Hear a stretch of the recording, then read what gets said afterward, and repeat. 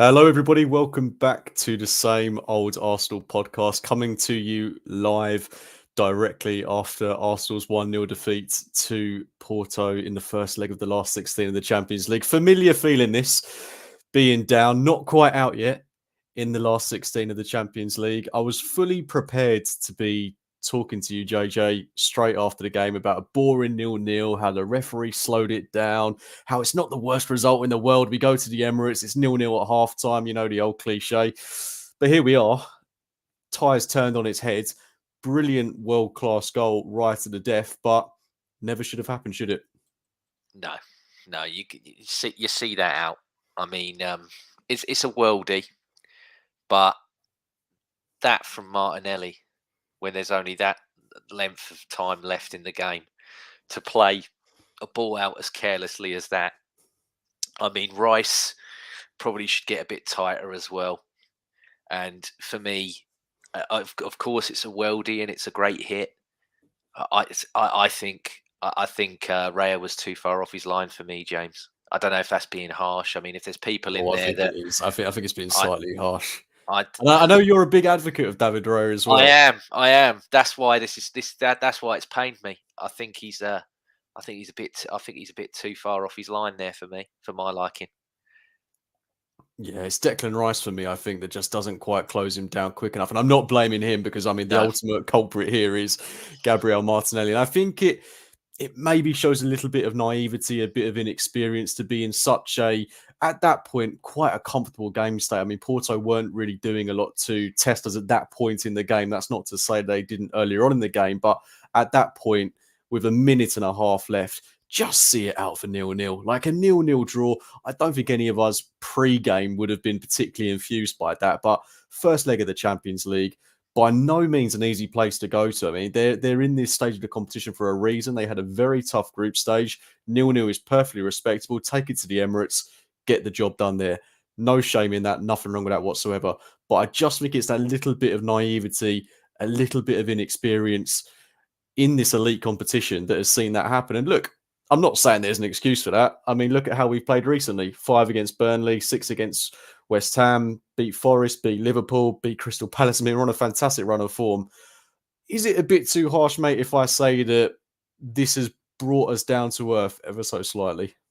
No, I think you're spot on. I think it does knock you back down to earth, and it grounds maybe the manager and the players as well. I mean, this blueprint that you've just watched out there today, James, jumping the gun a bit, I know, but that's exactly, if not even worse, how Newcastle are going to play us against us on Saturday night. So you've got to be prepared for this sort of thing to happen again, unless you buck your idea. I mean, they won't have a ref. I mean, for me, James, a top side. I'm not saying that we're not, a good side, but a top side overcomes this ref that's blowing like this and everything else. But tonight we just didn't have it. They did a number on Saka. They did a number on Martinelli. I thought Odegaard was too quiet again. Well, it's interesting you say that they did a number on them. I think this was very reminiscent of some of those games we saw pre-Christmas where we had so much of the ball, but we just weren't able to do anything with it. I just felt like our front three, as they showed in those games where we struggled earlier on to get goals, to create chances, they just weren't in the game. Saka wasn't in the game enough. Trossard was barely in the game whatsoever. Martinelli, he had a couple of runs that just bypassed him. No one was trying to find these players. It was really frustrating. It was a little bit too tepid, too safe, lacking that kind of killer instinct that we've shown in games gone by. Do you think there was a slight nervousness from Arsenal heading into the match? I think that they were confident in terms of what's been done previously, but you got to remember this is the first time for I think they said on the commentary, wasn't it? I think it was 9 out of the 11 that were there. This is their first time playing knockout Champions League football, so I think that come into the factor, but it just completely, for me. I mean, I'm absolutely gutted and shell shocked here, James. I just cannot believe that's happened the way it has. Yeah, I mean, shell shocked is the word, because I've got a little notebook in front of me of moments throughout the game that I wanted to talk about. It's, starting with that Saliba chance, and at 34 minutes, the Porto chance where it hit the post. Then Oh God! Well, we, that's the thing. If they score that, James, it'd have been uh, even worse. They'd have it sat could have back been more even than one. further. Yeah, they'd Yeah, have I sat mean, back even further. but I think you have to. I hate to say it, but you do have to credit Porto. I mean, Oh, of course. the way they played. I mean, it was very reminiscent Oh, of the West Ham game when they yeah, came to us at the Emirates. They just yeah, sat back, took yeah. their chances when they came, and they could have had more. That's the difficult thing for me to accept is that we had so much of the ball but did nothing with it. Mm. Similarly to, like I say, what we saw pre-Christmas, and Porto, yeah, we gave them some really good opportunities. So that's the worrying thing for me. I'm not too sure where to start, mate, because like you say, Chelsea, I just was not ready to be talking about a game in Yeah, which we've I lost. know, I know. Do Neither you was think I. maybe there's a bit of I don't know if overconfidence is the right word to describe it, but I mean we've had such a good run of form to now be in a situation where we've lost a game, which by no means should be seen as a disaster because it's effectively half time in the tie. We take Yes, it to the Emirates. Last of time course. we played Porto in the Champions League, we lost the first leg 2-1, and then Nicholas Bentner scored a hat trick in the return leg. I Yeah. mean, I'm not saying we should bring him out of retirement anytime soon, but I don't think Porto have won a game against English opposition in England. So it's Apart from when Jose beat them, I think, and then they won the whole thing. yes, That's the yeah. only. I think that's the only time. But we've certainly got the odds stacked in our favour. But I mean, when you're an Arsenal fan, that doesn't really mean a lot. So let's not No, let's not read into that too much. oh, especially with our European pedigree. I mean, James. Again, I hate to play on the age card because it's such an easy one. But I sat there reading Twitter today, seeing 4-0, 5-0, and I No, was just like, first of all, do your research. These guys haven't lost at home since November. Away, they don't travel very well, but at home, these guys are absolutely solid. And I was like, it's going to be cagey, whatever it's going to be. We're not going to absolutely smash goals past this lot tonight. So I was expecting if we can get out of here with a 1-0 or whatever, just by all means, it was even if you could draw, just don't lose. yeah, And I would have been what fine have we with a got and 0-0. done? We've gone and lost. Yeah, I know it sounds really unambitious, but I tweeted at half time that I'd have been very happy. Well, not happy, but I'd have taken a 0-0 because in the Yeah, of Champions course you League, would. Yeah, away from home against any opposition in the knockouts, 0-0 away is perfectly fine. Take it to your place, get the job done there. I mean, I say that I've seen Arsenal go out to Olympiacos at home in the Europa League, so it doesn't necessarily mean that the game of the Emirates is going to be a foregone conclusion. But 0-0, I think for where we are right now, would have been absolutely fine. yeah, But like you say, it's hard to go back and talk about pre-match and moments that happened during the game because that last-minute goal just changes the entire context of how we're going to look at it. But I don't want to go too hyperbolic. I don't want to be too irrational because there no, were still some positives to take. I mean, it wasn't all absolute rubbish, but it's just that classic pattern of all the dominance, all the possession, all the pass completion, no end product, which has just been the tale of our season in patches. It's gotten better recently, but JJ, the question I'm going to put to you is: we've scored so many goals recently. Why couldn't we lay a glove on Porto tonight? I just think that they, you know, they just sussed it. And the other thing as well is we've been doing so many of these teams, James, because of how well we've been on the press. And again, like I mentioned before, and I don't want to come across as someone that's making excuses, but when we press teams in our league and our division and what have you, they don't fall on the ground and get every single. I mean, this ref tonight. Again, like I've said, you need to be better to overcome this sort of thing, especially in Europe, because this is how these teams in Europe play. But my word, there was a corner in that second half, James, where he blew for a stamp on the goalkeeper. The stamp was from his own player. It was absolutely unbelievable. The amount, I mean, to give 4 minutes extra time when I think about 18 minutes was just Well, them. let's talk about that 1 minute in the first half. Well, they just kept getting to every time we were trying to attack and everything else. I mean, the amount of corners we had as well, James, and we wasted them. It was just unbelievable. It was unbelievable. We had a few. We had the one from Saliba and then the header from Havertz, and Gabriel had that other one in the second half, but they were never, they were never going in. I mean, people are talking in the chat about Rice and what have you. Apart from that one mistake at the beginning, and then at the end, I did think that he was arguably the best one out there. I thought Kivior had another good game as well. Apart from, I mean, the one that he did, he had to, because the gap, the guy would have gone Yeah. completely through, cut it across. But we're talking about the players' naivety out there as well, James. I got to think a lot about the manager as well, to make just the one change of Jorginho, which was the right thing to do. However, that from Martinelli towards the end, that to me is indicative of someone that's tired. So I'm like, you should have clocked that he's getting leggy, and people go, yeah, but what, you don't like you don't like Nelson James, so who would he bring? I'm like, well, there was option.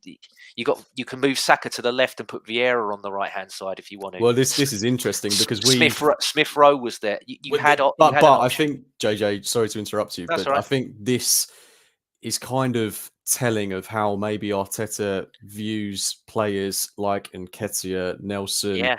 and even Smith Rowe. I'm going to give Vieira a slight pass on this because he's just come back from injury, but I think he could fall into that category as well.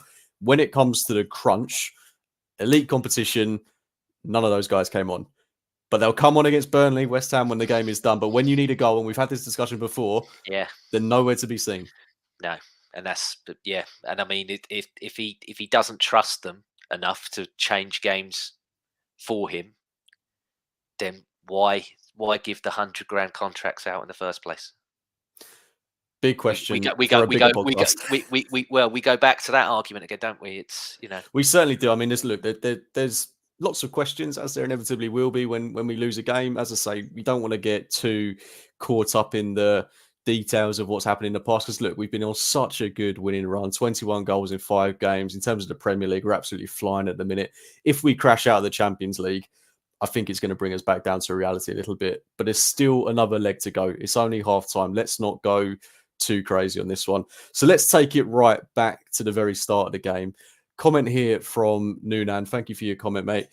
Tactically, did Arteta get it right? We saw the exact same 11 that's played the last 2 games, scored 11 goals. Why change a winning formula? Yeah, I totally get that. I mean, for me, again, hindsight's a wonderful thing. And based on that Trossard performance, you'd say tactically, no, he didn't get it right. But I did a podcast midweek with Melvin. Shout out to Melvin. And I said the only change that I would make is that I would start Jorginho, and I would keep Havertz as an actual 9 and not having him doing this 8, and I would just have him up there. And that was purely based on, I think Jorginho is better against the low block. And I was like, these guys are going to play the lowest block of lowest blocks. And again, hindsight's a lovely thing, but yeah. Yeah, absolutely. And I would have made that exact same change. It was after the Liverpool game 3-1 where I said, look, I'm not sure that Jorginho is going to be the guy to start in the Premier League week in, week out, where we can be a bit more expansive at times. But for the Champions League, I think he's going to be a big player. And we saw him come on. For me, he definitely should have started this game, and that would have been in place of Trossard. I know Trossard's been really good. He's been playing some fantastic football, getting amongst the goals, getting amongst the assists. But this is a different kettle of fish, and that's not to say that Trossard can't handle it at this level, but it's exactly what you say there, JJ. To have someone like Havertz leading the line, Jorginho in the middle, pulling the strings, just gives us a bit more control, a bit more balance. I think you need those eye of the needle passes, particularly from deeper in your own half as well. And someone like Jorginho can provide that. It would have freed up Declan Rice. As you say, hindsight's a wonderful thing. Equally, I can't blame Arteta for not wanting to change a team that has scored 11 goals in 2 games. Yeah. Oh, no, of course. It's just like I said, obviously hindsight is a wonderful thing. And again, going back to my argument a minute ago about the players on the bench, I think if you have Trossard there on the bench to come on, definitely. he is someone that you can trust to change something. Absolutely. Especially the more tired and everything that they were getting. So I know we're not going to preview the second leg just yet, but I mean, obviously this is going to be a factor.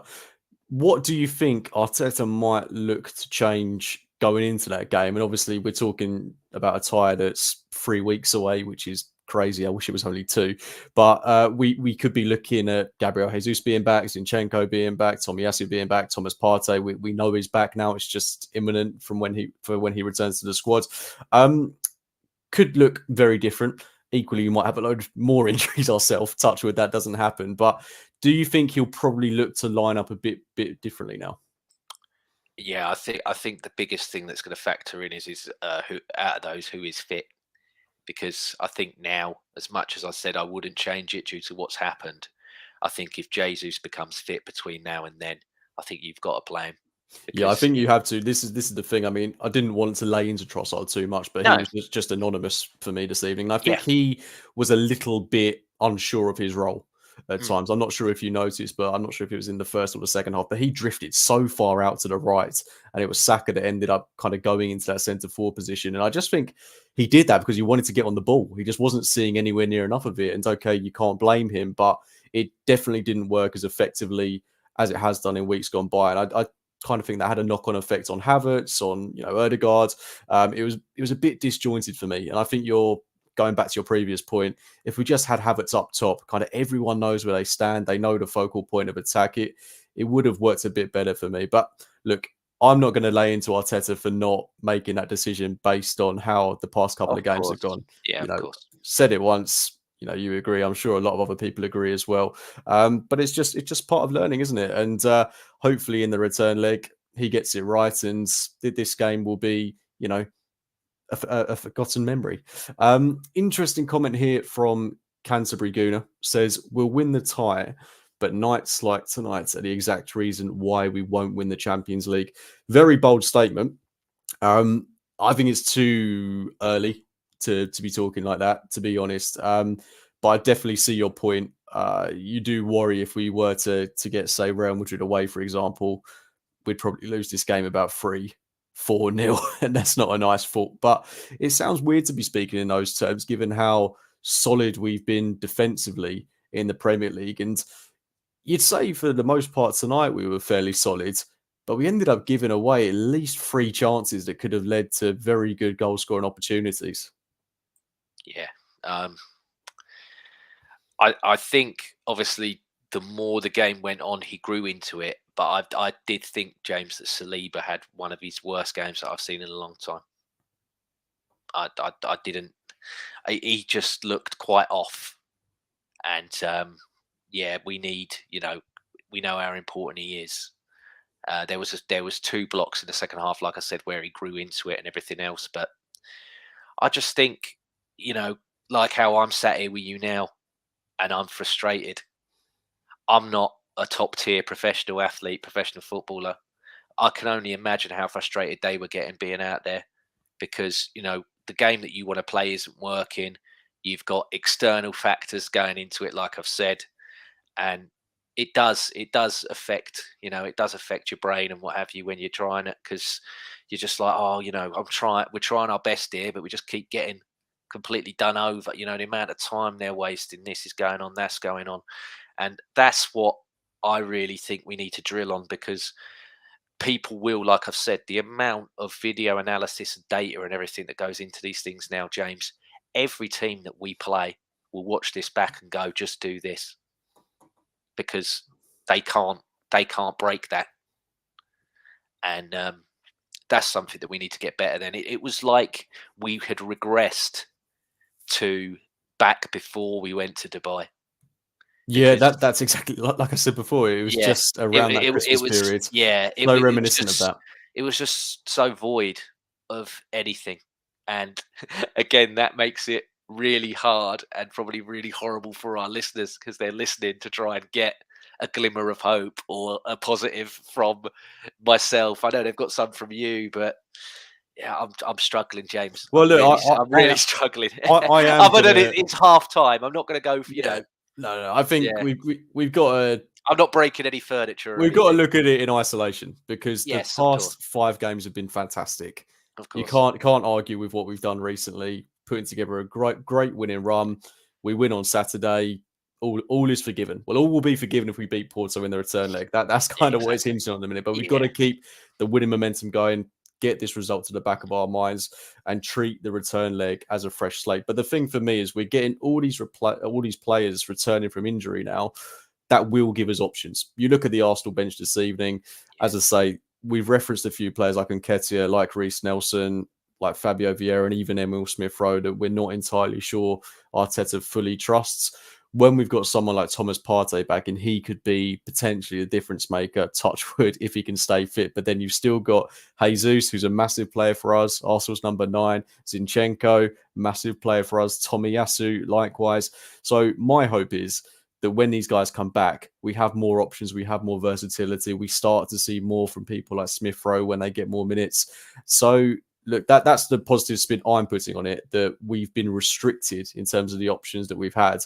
I still think he could have done more tonight. I still look at Smith-Rowe on the bench and think he could have brought him on. And I think if we had to win the game, maybe he would have brought him on. But given that we were cruising almost towards a 0-0 at a very leisurely, slow pace at that point in the game, maybe he didn't feel that there was any real need to make that substitution. So, yeah, it's a really, really difficult one. But look, I'm not going to get too down in the dumps about it. I'm going to try not to be anyway. But like you say, we said shell shocked earlier. That's exactly the term I would use. How do we respond from it, mate? Like you said, we just got to go out there and beat Newcastle. Just got to win every single game we can up until that second leg, and then we got to win that as well. Because if we go out like we did tonight and it happens again, I can't take another going out of Europe on a whimper, mate. I can't have it. Yeah, I do worry about what the reaction might be if we were to go out in the last 16, particularly to Porto as well. Yeah. Because I think when people looked at this tie, when we got it in the draw, everyone was pretty happy with it. I don't think anyone was under any illusions that this was going to be a really easy tie. But look at some of the teams we could have potentially got. I mean, this was certainly one of the more favourable ones. And it's the Champions League. Anyone who joined the last 16 away from home will cause you problems. That's exactly what we saw this evening. But we have to beat them back in the return leg. If we go out of the Champions League in the last 16 to Porto, that is not going to look good on Arteta, especially given his record in European competition as well. I mean, we know how we've gone out in a whimper in the Europa League year after year after year. We're now in the big boy competition against a team that we should be having the beating of. We're the third favourites to win the Champions League. But tonight, no. Didn't look near it, did we? No, not at all. Not at all. And that again, it's cliche, I know, but you just got to dust yourself off and get into it on Saturday night, because they're going to be very, very annoying, like Porto were annoying tonight. Yeah, absolutely. So just got to completely, like I said, lick your wounds, dust yourself off, and then let's get out there Saturday and turn it back round again. Absolutely. And we'll take 5-10 minutes to talk about the Newcastle game at the end of the show. But obviously, I think the majority of the people that are tuning in this evening are going to want to lick their wounds with us in relation to the defeat to Porto this evening. It was such a slow game, wasn't it, JJ? I mean, it was so frustrating in that first half. The referee slowing it down. I thought I was watching NFL, James. It was so stop-start. I thought it was NFL. The set piece is taking absolutely ages. I thought we were quite sloppy at times as well. I mean, we have been so cute, so good with our passing in recent weeks that, again, this felt quite reminiscent of some of the stuff we saw when we weren't playing so well. There were a couple of misplaced passes, a couple of overhit passes. We just didn't look as cohesive, as organised, as fluid. The chemistry didn't quite seem to be there in the same way that it has been in previous weeks.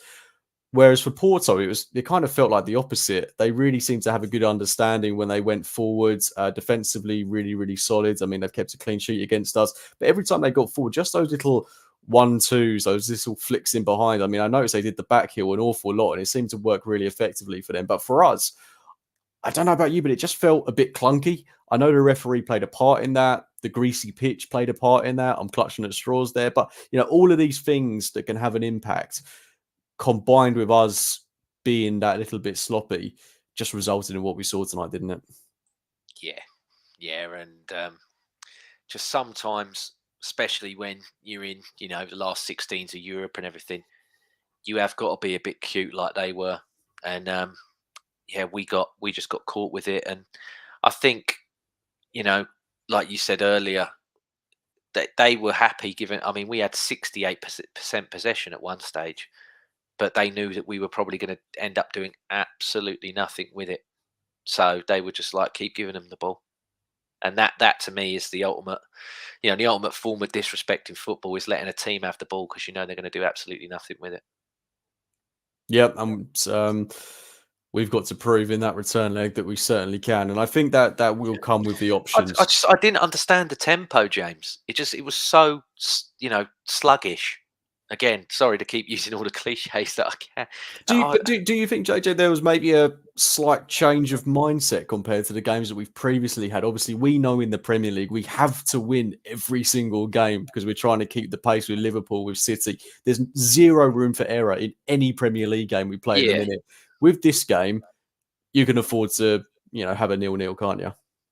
Yeah, I get that, but I wasn't expecting them to go out there and absolutely try and trounce everybody like we did. And like I said as well earlier, every time we did press, someone falls over. They would get the free kick, and then they reset, and it ruins the press. But just some of it, I mean, like I said to you, I love Saka and Martinelli. But they just, especially was it Varela, or the guy? Oh, he was fantastic, wasn't he? He just swarmed both of them. He was just all, and I have to say as well, Pepe was good for them at nearly he was. 41. Yeah, he Kudos was. to him. Yeah, because he's got the acumen. He doesn't need the pace like Thiago Silva. Thiago Silva doesn't need the pace because he's got the brain, and he knows he can suss this stuff out and everything. And I just, it just, again, like you said about Trossard as well. It was like, where's the focal point? Where is the centre foot? There was sometimes, especially there was one in the first half. Martinelli fizzed the ball across, no one there. Second half, there was another one by Ben White, fizzed it across, no one in there. It's like where's the movement? It was all seeming to be, just like you said earlier, clunky. Had no purpose to it, and that's what's got to change. Absolutely.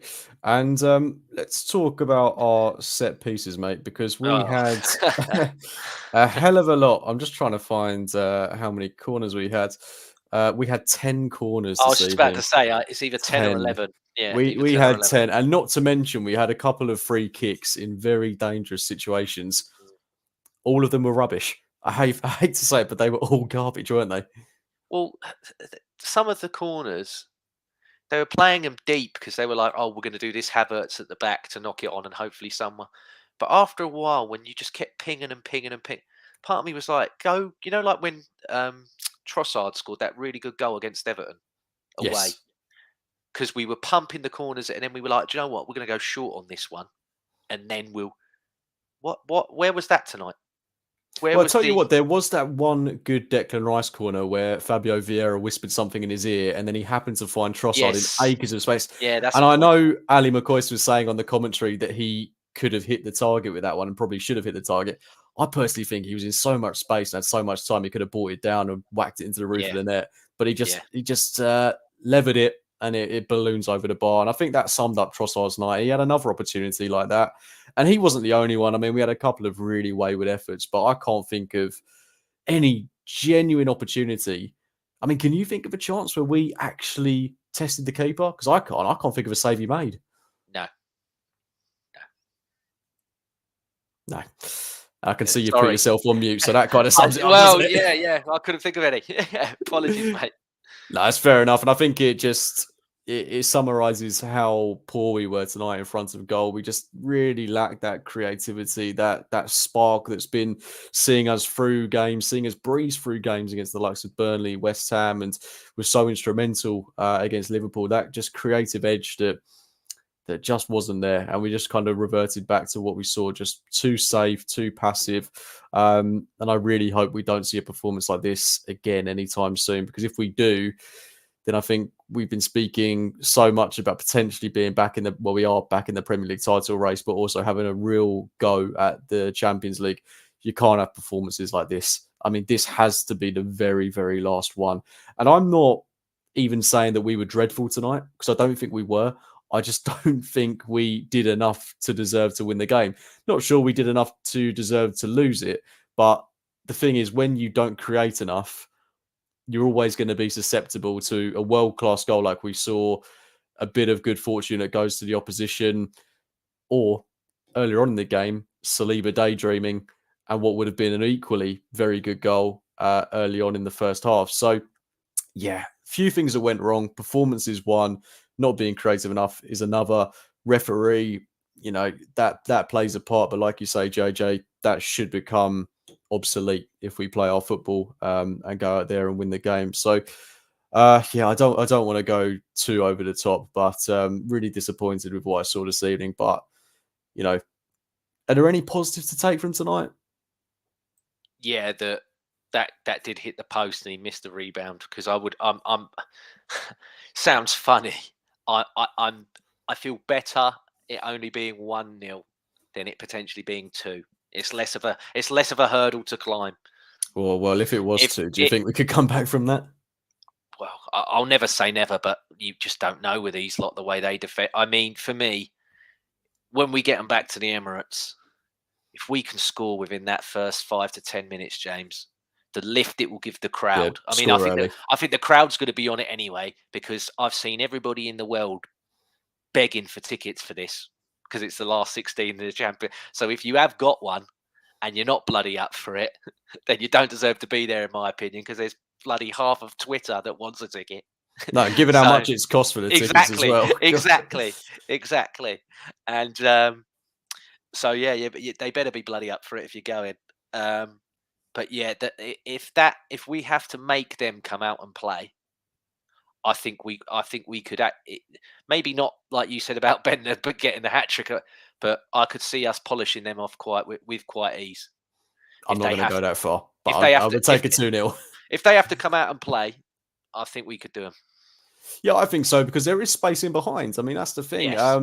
Martinelli and Saka were in acres of space at times today, but they just weren't found. If we could get an early goal, bring Porto a couple of yards further up the pitch so they've got to come onto us, there is going to be space in behind. There are going to be chances. And if we are able to have a few players back, Partey, maybe Trossard off the bench in this instance, I think we're going to be poised to win that. But look, that game is 3 weeks away. Lot can change. It feels like forever, doesn't it?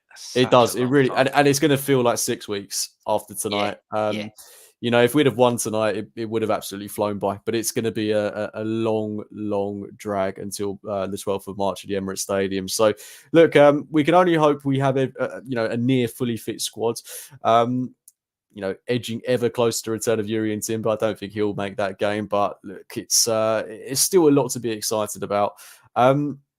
Before we move on to talking about the Newcastle game, mate, any final thoughts on Porto, or is it just too sad at this point? It's too sad. It's too sad. Well, I'm just going to anyway. I'm going to add to the misery with this comment from Robert Stevens. Felt like we were going through the emotions. That's what's so annoying. No urgency. Felt like they didn't want it enough. Is that harsh, or is that maybe bordering on the truth? I think he's spot on, Robert. Yeah. How can they not want it enough? It's the last 16 of the Champions League. Exactly. But it's like you said before. You see that, with the right mentality and the right drive, you see that out.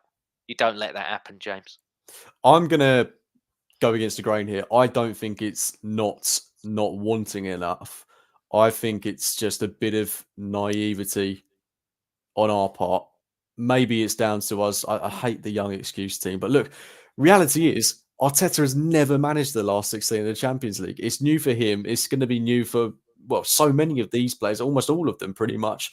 So I'm going to give him a slight pass on that one. So I'm not going to buy into they didn't want it enough, because I definitely think they want it. I think they've shown in the past 5 games that they want it, that they're up for the fight, that they can do great things. And yeah, like Noonan says here, we need to relax. Is that fair?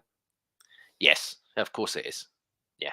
I mean, but the thing is, James, wanting something and then executing it Two different completely things. Yeah. exactly, and that's what we need. That's what we need to get better at. Well, let's hope we can execute it at the Emirates Stadium. We will be hopefully doing a preview for that show, but that is many moons away yet. Next up, JJ, it is Newcastle in the Oh, Premier League. whoop-de-doo, another fun team to play. Well, we're back at the Emirates Stadium. Newcastle have been very out of sorts this season. Definitely nowhere near the level that they were last campaign. I think obviously a huge part of that is down to injuries. They lost Tonali early on in the season. Fortune hasn't always been with them, but that's not to say that they still haven't kind of got the nucleus of that team still there, and they're not getting the results and performances that we saw from them last campaign. I personally think Newcastle at home is the perfect bounce back game. I don't think they'll cause us the same problems that they did at the Emirates last year in what was a 0-0 draw. Dreadful game, horrible, very, very eerily similar to what we saw this evening. But we came out of that one with a point at least. I really think we can have the beat in Newcastle. I think we can beat them well as well, which might sound strange talking after what we saw this evening. But I think if we go back to what's been working so well for us, the fluid, exciting style of football, Newcastle's defensive record has been poor recently. So yeah, Yeah, I think they've got a right game at the makeshift right time. defence, haven't they? They haven't got their proper centre backs. I think it's Lascelles and somebody else at the moment. No, it's Shah and Botman. I thought they were both injured. One of them really badly hurt, weren't they? And then it's been Lascelles and somebody else. It was for a period, but I think right. I Okay. believe at least. Let me check the team that played against Bournemouth. Yeah. Shah and Botman. Yeah, Trippier, fair Shah, enough. Botman, Okay. Dan Burn. Right, yeah. Oh well. And Here shit we go too. then. Come on, JJ, you're meant to be on the ball here. You're normally better with me at this sort of stuff. I didn't watch Newcastle and Bournemouth at the weekend, mate. I'm sorry. It was on at the same time that Arsenal and Burnley were on as well, so I What definitely didn't watch it. you mean? You're telling me you didn't forego Arsenal Burnley to watch Yeah, Newcastle yeah, Bournemouth? exactly. Right. And I haven't watched Match of the Day this week yet either. I've got that to watch in the next couple of days. But yeah. Well, I mean, look, that's going to be the perfect pick me up after what you saw this evening. Mhm. What would you be changing going into that Newcastle game? Again, depends who's there, doesn't it? If some of them, miraculously come back, then I think he could forgo it. But I don't know. I think he'll stick it with the same it was if nobody else is. If Jesus is back, then he'll start him over Trossard, I think. But other than that, I don't think he changes a thing. You think Jesus comes straight back in, even though he's been injured for a while? Yep. Yeah. Especially after tonight. I think he swaps it that quick. Yeah, I think so. But I still think there's a place for Trossard. I'm not. So do I. Oh no, I love Trossard to bits. I think he's a fantastic player, James. He's one of my favourites. But I believe that he would, if Jesus is ready to go at the weekend, I think he puts him in regardless. I think it's really important that we get Jesus back for the return leg of Porto.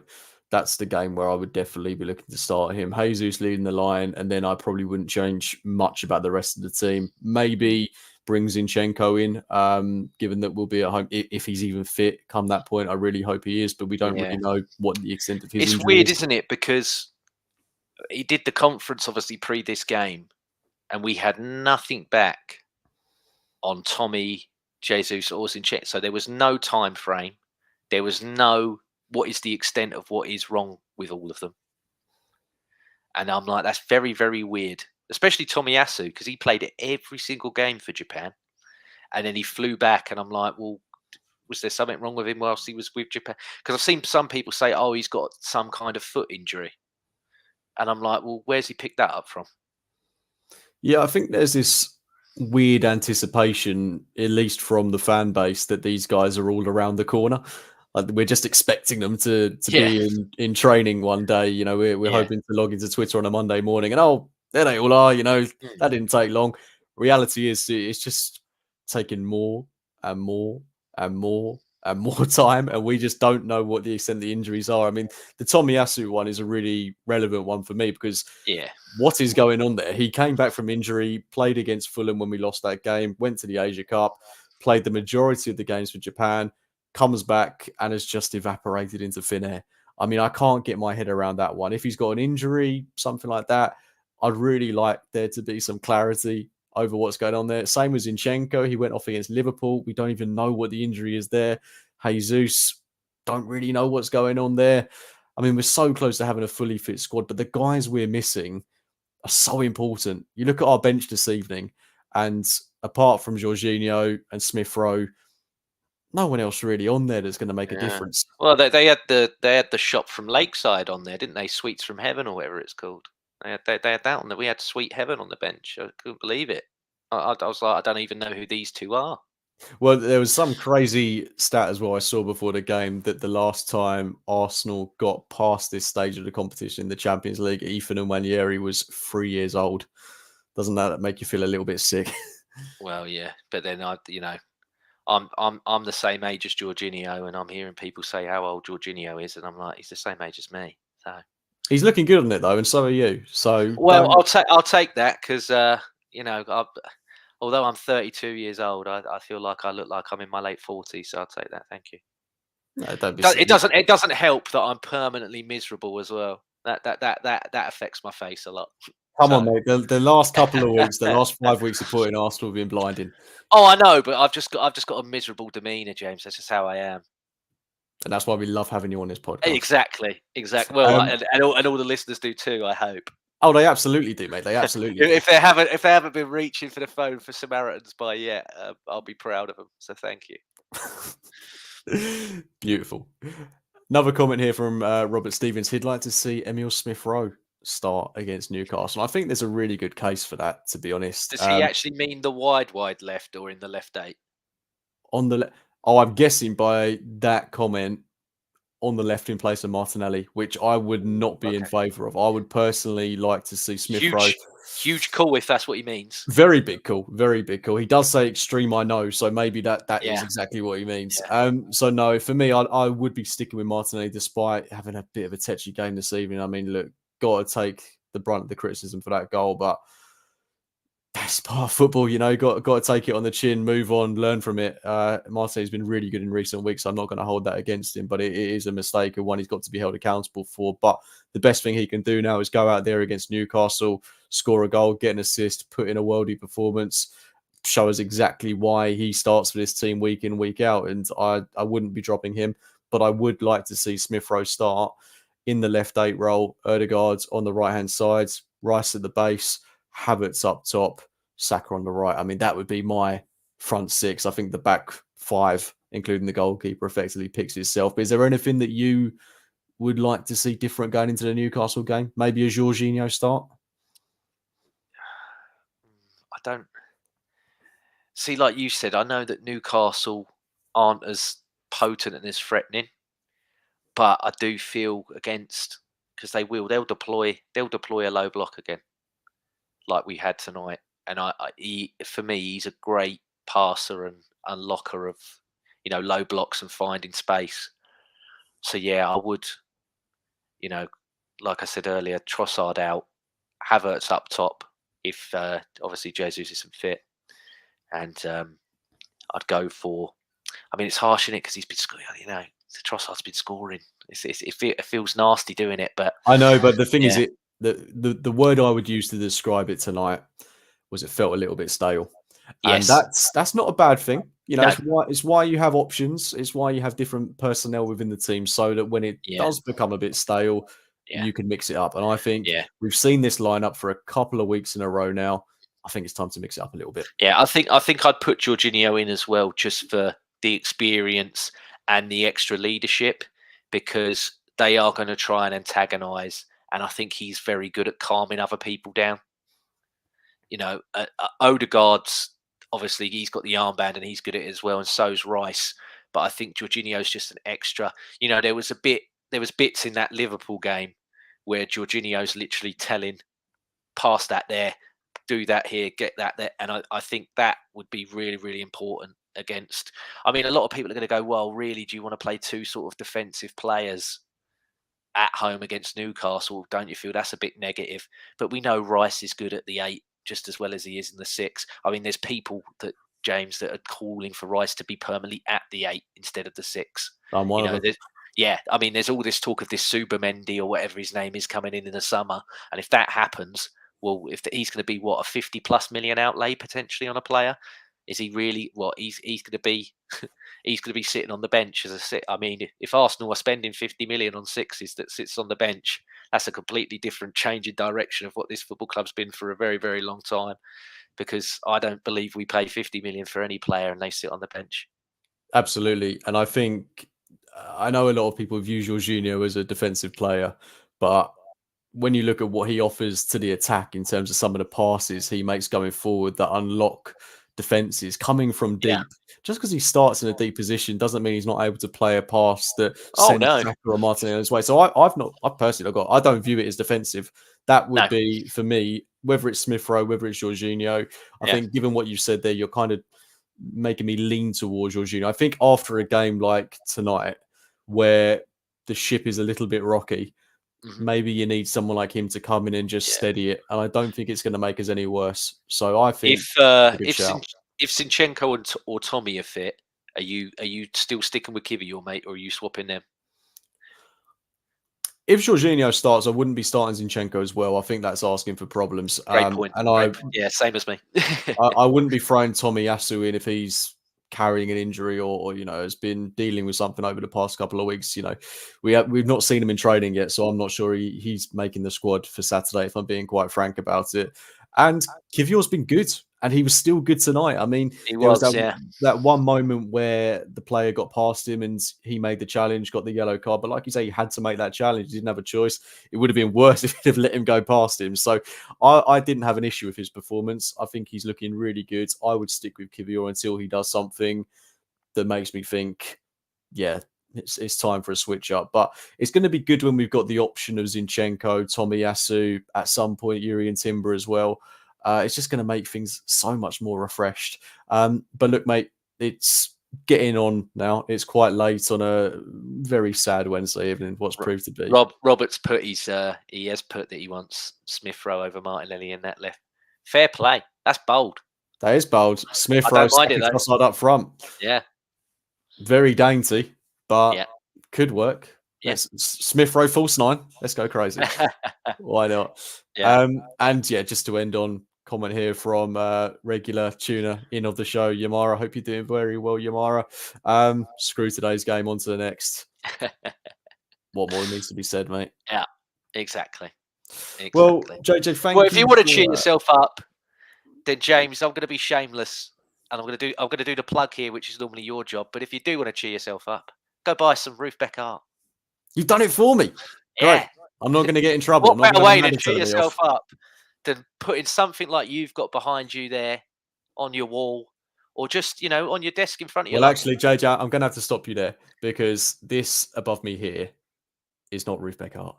This one the one on the left. This one is. Yeah. This is the wonderful. Yeah, I know you had one in there. Room. Yeah, there you go. There we go. That's it. If you want one of them in your bedroom, in your office, in your living room, get over to Ruth Beck Art. Fantastic artwork, fantastic pin badges, cards, sculptures, whatever you need. Always developing, always evolving new little bits of artwork. Fantastic sponsor of the show. If you need something to cheer you up, like JJ says, get yourself over there. But look, it's my turn to do the plug now. This time for you, mate. Make sure you subscribe to the James Johnston YouTube channel. Follow JJ at LL Cool James 91, and we're going to have you on the show again, aren't we, soon, mate?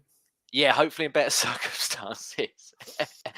I hope so. I'm glad we've got nearly 50 minutes out of that, James, because I didn't know how I was going to stretch 50 minutes worth of chat there, but it's just a compliment to you as a host, as always. Well, look, I've really struggled at times. like I said at the start of the show, I was very, very prepared to be talking about a 0-0. I had all my notes there. Exactly. Yeah. And then, Yep. Pretty much. I was buzzing to talk about that Saliba chance at 34 minutes, but no, it's gone. It's ruined. So yeah, we'll leave it there. Thank you to everyone that's tuned in. Look, I know it's not been an easy one this evening, but we're 1-0 down at half-time. Look at it that way. We've got some very, very favourable games coming up. Newcastle at home, Sheffield United away. Let's take it to them. Let's get back to winning ways on Saturday, 8 p.m. at the Emirates Stadium. We're down, certainly not out. We've lost the battle. We've not lost a war. Up the Arsenal. See you later, guys. Bye bye.